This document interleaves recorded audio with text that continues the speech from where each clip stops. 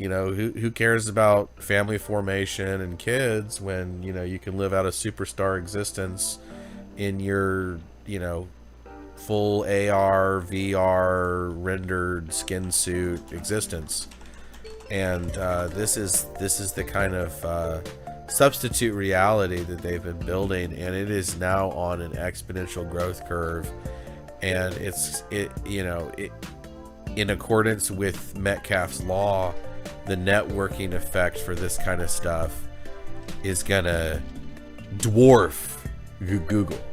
It's gonna dwarf the Internet 1.0 that that's birthed this. Well, now with the Apple Vision, I think Apple Vision came out since our last show. Yeah, this is a literal distillation of everything we've been talking about. And it's now, because they first kind of tried the whole Google Glass kind of, lame stream sort of rollout of that. And now it's just like, we're just going to copy Ready Player One prototype.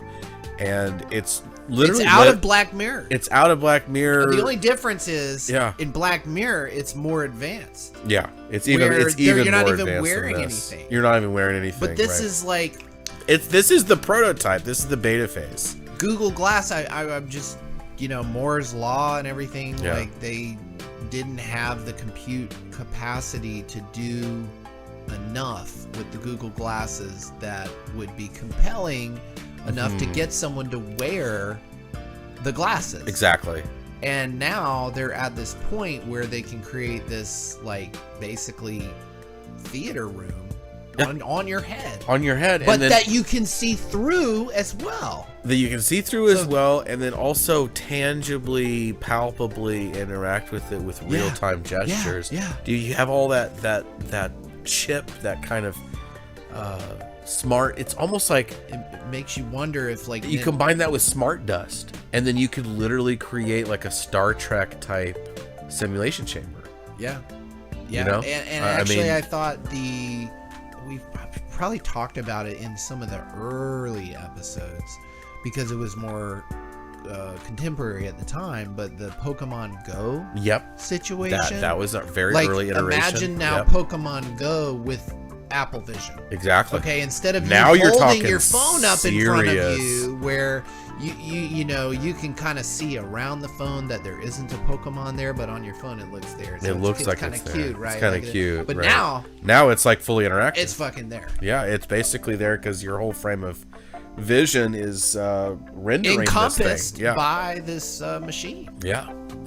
And again, how many years are we away from fully immersive systems where you put yourself in like a suspended chamber? Joe Rogan's been popularizing all the saltwater suspension therapy.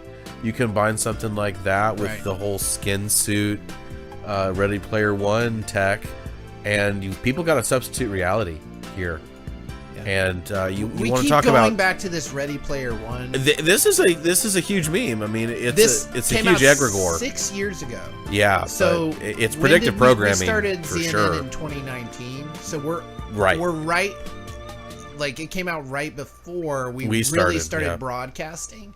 Yeah, but we've been talking about it the whole time. Yeah, because this is a huge blueprint of where they want things to go and where they see things inevitably going. And actually, what you were just talking about, the whole suspended, the salt chambers and we've talked fully immersive substitute reality. Yeah, we've talked about pod babies. Yep.